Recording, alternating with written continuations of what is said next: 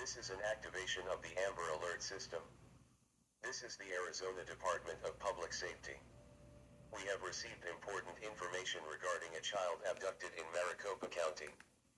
The Phoenix Police Department are looking for baby Santana, a Hispanic 5-day-old male infant who was last seen leaving Valley Wise Hospital at 24th Street and Roosevelt Street, Phoenix, Arizona in a black duffel bag and is believed to be in danger. Authorities say that the child may be in the company of his mother, a Hispanic female, Rosa Santana, 24 years old, 5 foot 2 inches tall, 115 pounds, brown hair and brown eyes, and was last seen leaving the hospital on foot. If you have any information on the whereabouts of the child, please contact 911 immediately. Where? Conservation.